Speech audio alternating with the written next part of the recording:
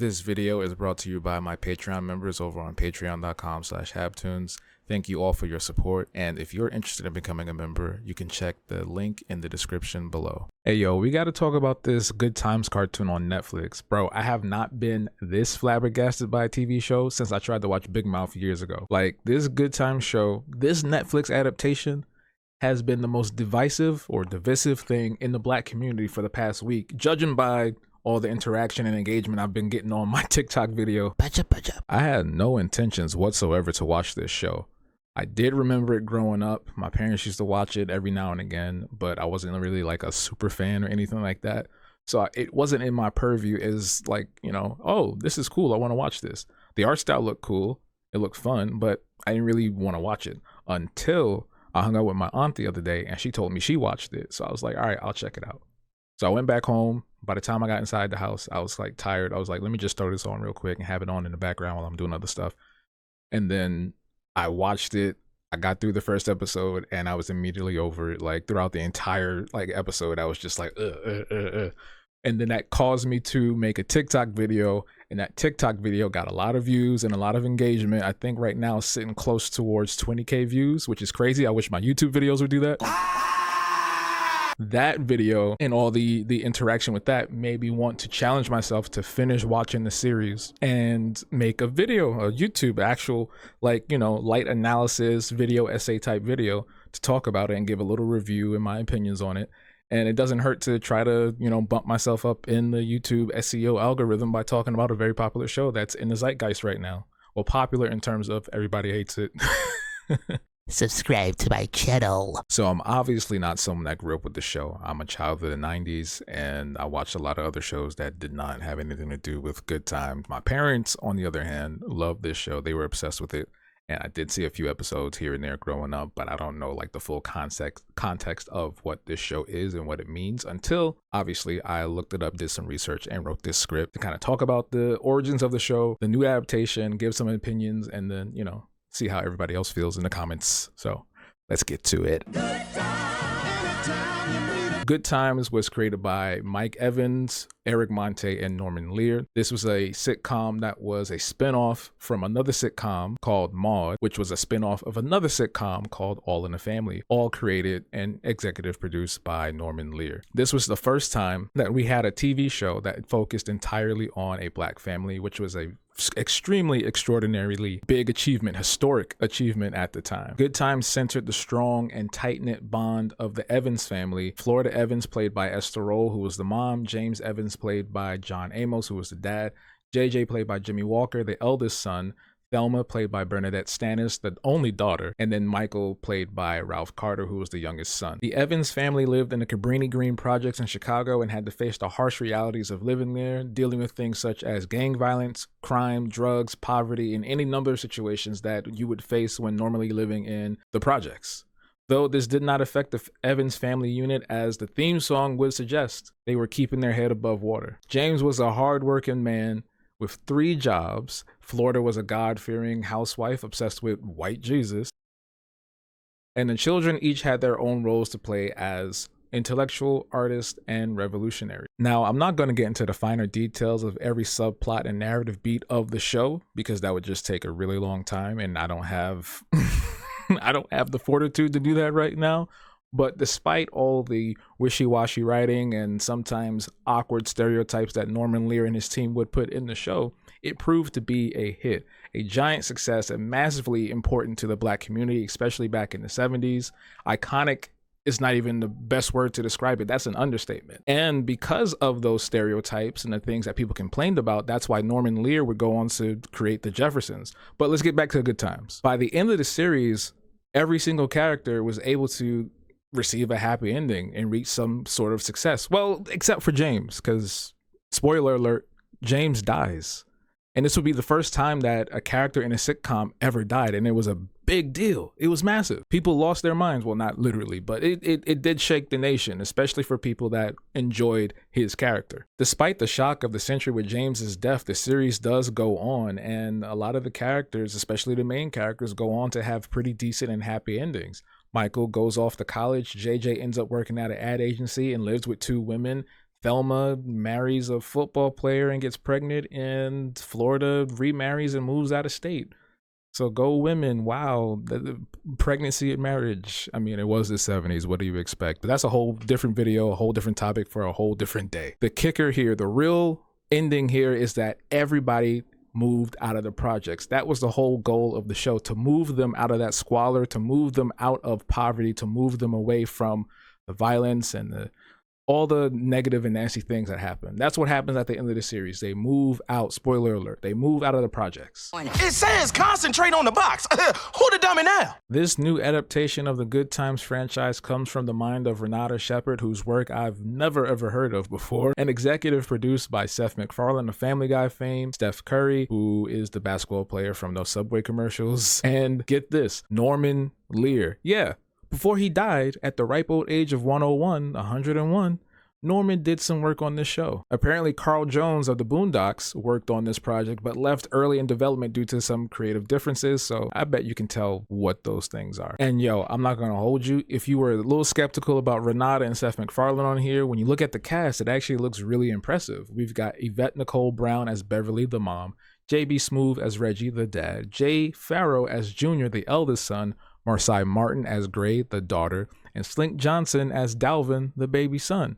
And there's a plethora of amazingly talented people coming through to lend their voices to this show, such as Tisha Campbell, Cree Summer, Gary Anthony Williams, Little Rel, Phil Lamar, and so many others. And that's where we're going to have to stop the train right there, because if you coming into this super fresh and you didn't really read up on anything, you didn't see the trailer, and you're like an OG fan of the series, I'm going to tell you right now, it's not for you.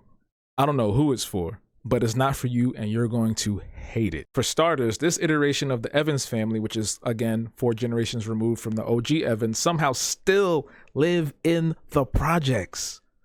What? They still live in the projects, and it's worse than before. The opening scene of the first episode is Reggie, the dad, played by JB Smoove, dancing in the shower with a cockroach. Dancing in the shower with a cockroach. I'm gonna say that one more time. Dancing in the shower with a cockroach. Oh, and get this, the baby character, well, they do something weird with him. Now, if you're familiar with Seth MacFarlane's work, he usually does characters that are very strange and offbeat, like talking babies, talking dogs, weird cross-dressing aliens and all that kind of thing, talking fish and all that kind of stuff, right? So we're thinking, okay, they're going to do something weird and offbeat with this little baby character in this show, which is fine because Stewie's cool, Roger's cool, Klaus is cool, Brian's cool, all these characters are cool. But in this show, the black baby, the 2-year-old baby, is on the corner selling drugs. They got the black baby selling drugs to white people. He's a drug dealer, a drug dealing baby. Let that sink in again. We already talked about the cockroach in the shower singing. Now we got a drug dealing baby. We're off to a bad start already. And I can understand why anybody would drop off after that. Yeah, sure, they're trying to be edgier and they're trying to be all like, ooh, look, we're explicit. It's cool. It's so hip. But like, who's this for? If you're a longtime fan, you're not going to be used to something like this. If you're coming from the original Good Time series and you coming into this, it's not going to work for you. And still, and yet, because I'm a psycho, I watched all 10 episodes. So you don't have to. I watched all 10 episodes of this Good Times animated show on Netflix, so you don't have to. I'm going to tell you what was going on. I'm going to keep it a buck with you. I was drawn in by the style. The art style is amazing. I love the character designs, the background art, the color palette. It's a very fun and inviting show and extremely unique compared to the backdrop of its contemporaries. There's a lot of animated shows out there. There's only a few on Netflix that are original, but there's not a lot that look really special and unique. A lot of the other stuff on Netflix that you see is a little bit homogenous. So I was excited. I was just excited off rip because we have a really cool looking black cartoon. And the intro, the new intro, while it's nothing like the original series, let me just say that right there. That's going to be the theme for the episode. Nothing is like the original show. While it's nothing like the original, it's still nice and pleasant. It's like an upbeat R&B poppy type vibe, but it will trick you. It will trick you and mislead you into thinking that this show is wholesome when it's far from that. But the intro it's cute. It's cool because it shows all the family members in their respective roles. You got the hardworking dad, the God-fearing housewife, the artist's son, the revolutionary daughter, because she takes the place of Michael in this case, and then we have the drug-dealing baby.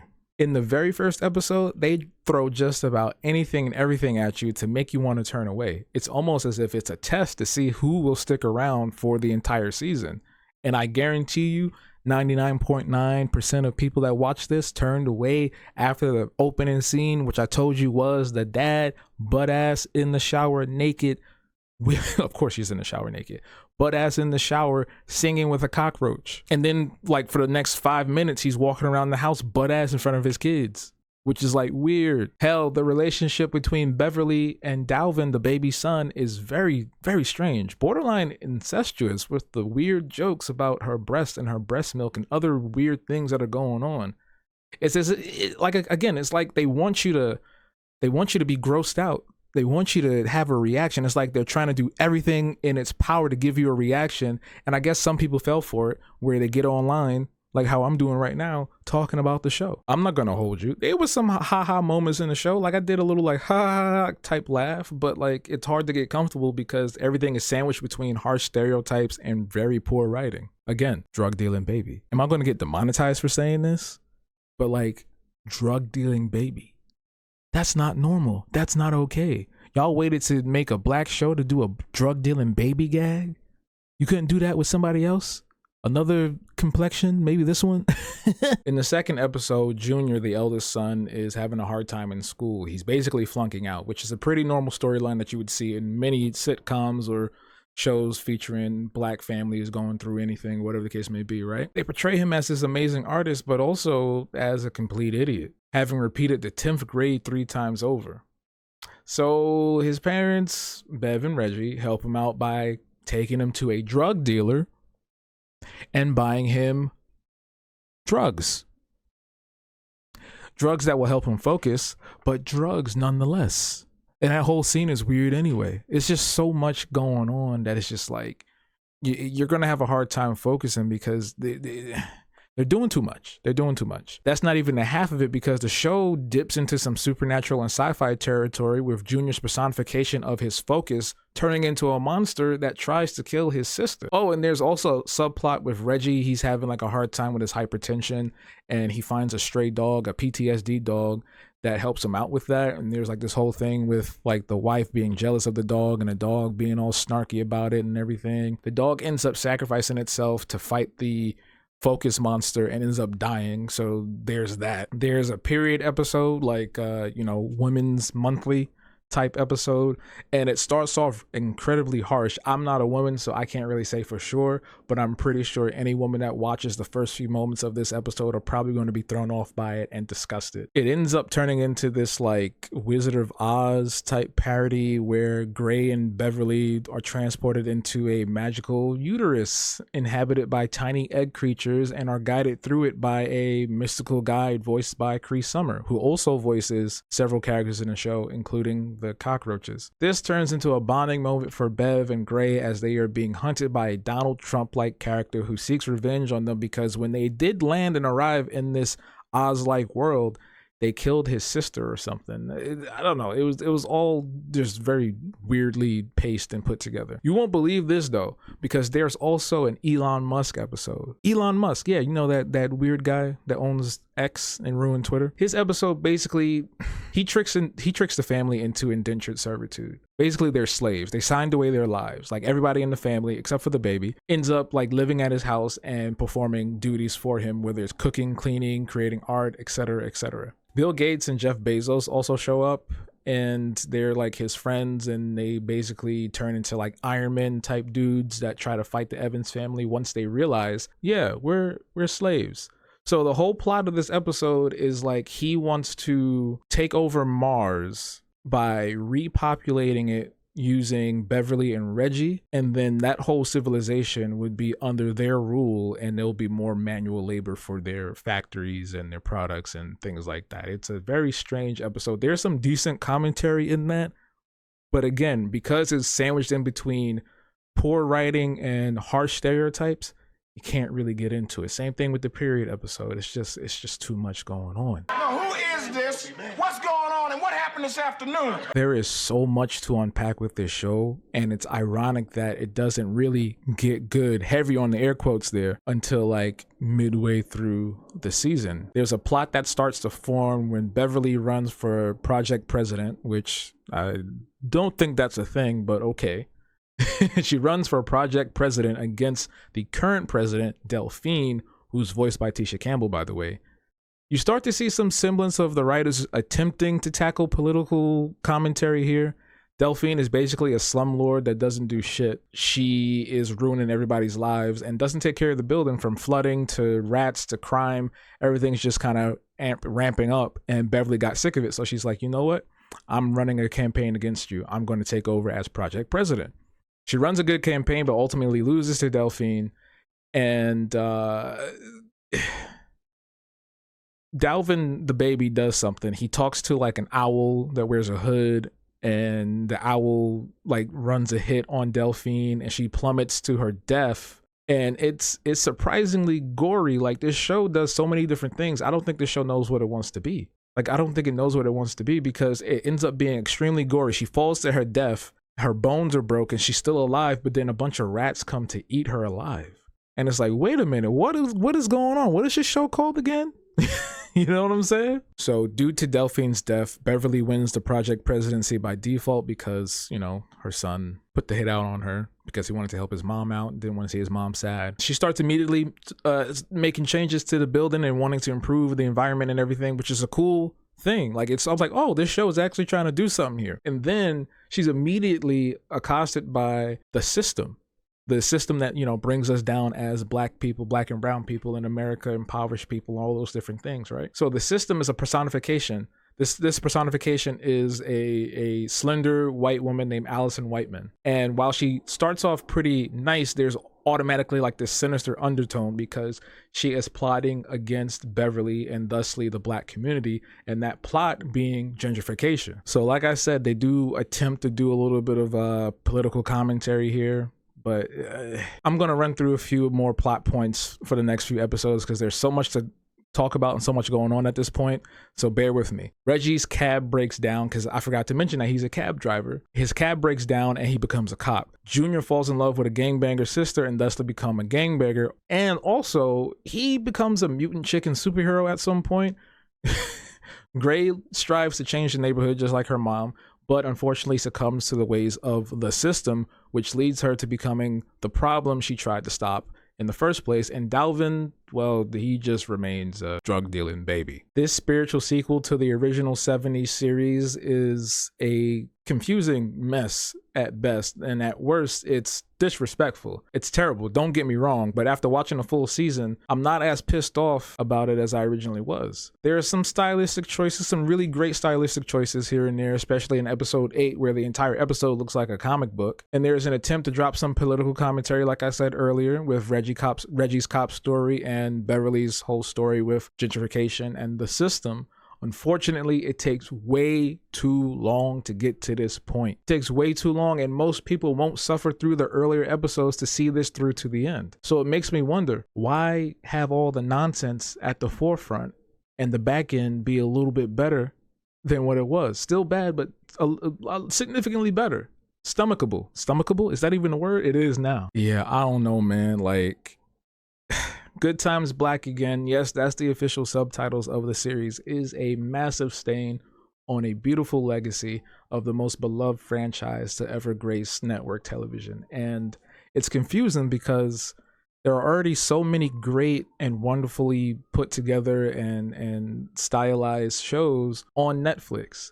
We already have some really dope black cartoons, and it makes me wonder, like, what happened here? And it even sucks further because I learned that Bernadette Stannis and Jimmy Walker, Thelma and JJ from the original series, attempted to create a cartoon back in 2020. They went and tried to get this done, and they were rejected. And this proves that these networks and these apps and these corporations really do not give a shit about black creativity, black ownership, and black authenticity. It goes to show you. This show proves it. I'll have the interview linked in the description below because I'm not sure if I have the footage up, if it's going to be detected by the algorithm, and, you know, I don't want my video flagged. So if you want to look at the interview, it's linked in the description box below, so go check that out. I don't know how Steph Curry and Seth MacFarlane got mixed into all of this, but they clearly are not the right people to be on this team. And I feel absolutely distraught for the animators and designers and everyone else that worked on this show outside of the writers team, because this will forever be a dark mark on their career. This is something that they might have to like exclude from their resume. This could have been something special, yet the team behind the show cut corners. Some of the animation is actually pretty awkward. There are a lot of moments where it goes from having a lot of frames, like maybe 30 frames per second, to 2 frames per second.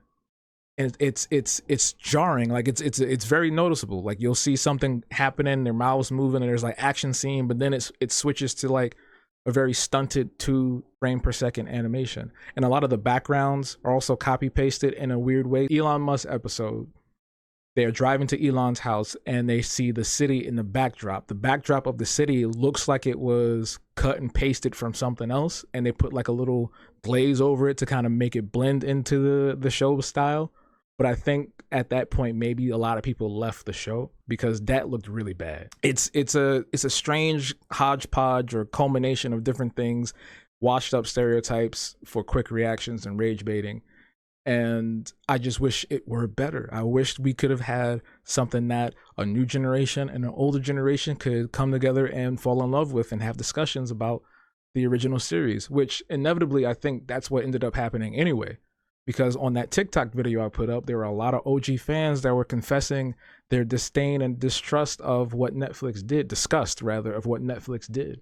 And it's been a nice learning opportunity because a lot of those people that are commenting are people that grew up with the show. A lot of those people that commented are people that enjoyed a lot of what Norman Lear EP'd and a lot of what Eric Monte and Mike Evans worked so passionately on. Hello.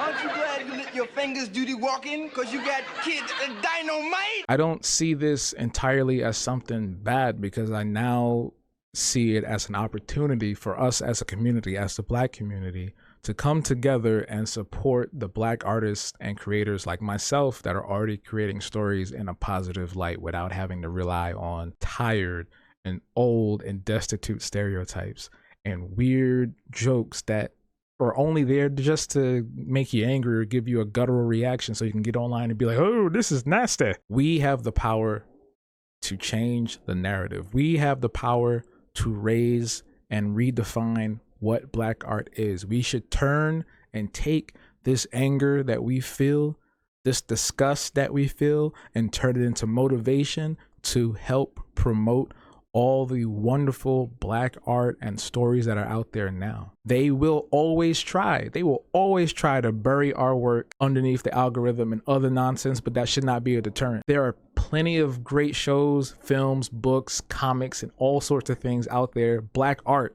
that's out there, and plenty more on the way. We have the power to change this. We don't have to let them create shows for us. I don't know who Renata Shepard is, but she was not for us. I don't know why Seth Curry and McFarlane was on this joint, but they are not for us. I'm not going to blame the voice cast because they got to get money where they get money, but that's a whole different story for a whole different video. You know what I'm saying?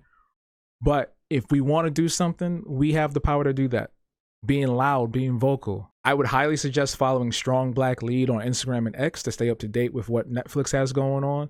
And I'd also challenge you to look things up for yourself outside of Netflix. Explore. There's a plethora of things at our fingertips. Sometimes you might have to look a little harder, and that's okay. But those phenomenal creations deserve your love and attention. These hardworking artists and creators like myself deserve your attention, and we deserve the community love, support, and honest critique, because that's also important too. Let's not just write something off and say, oh, it's corny. Right? Let's give an honest critique, because then maybe that person, that creator, that writer, that artist, that whoever can improve from that and give us something better. Because once we say something is corny, they go away, they disappear. And then we have Seth MacFarlane on the show that he had no business on. And now we got this 10 episode thing. We can't get mad at good times and be complacent. We can't get mad at anything and just sit here and be like, all right, whatever. We have to fight to create more space for Black art. And once we do, maybe we'll finally get a good magical wizard movie. I don't know how long this video is going to be, even after I edit it down. It feels like I've been speaking forever. But if you did make it this far, let me know in the comments below what your favorite Black TV sitcom is. I'll tell you mine. This one is not on TV. This is on HBO. This is on Max. It's called Max now. I call it HBO Max, but it's called Southside. It's one of the funniest things. It's also based in Chicago, just like Good Times is, and it's hilarious. It doesn't rely on stereotypes. It doesn't rely on raunchy scenarios or anything weird. It's just a purely funny ass show, and it gets into some weird territory, but in a good way. Kind of like some Afro surrealism, a little bit of like Atlanta, a little bit of what's that guy's name? Vince Staples, you know, that kind of vibe. It's really fun. So go check it out. They got canceled, which is unfortunate. It happens to a lot of great shows like Astronomy Club and Black Lady Sketch Show. But hey, it is what it is. Just support Black art, support Black creators and artists, and we can strive to do better and be better. So we don't have more crap like Good Times animated series. But anyway, I've been Habo. This has been Habo Speaks. And until we meet again, stay true. We out.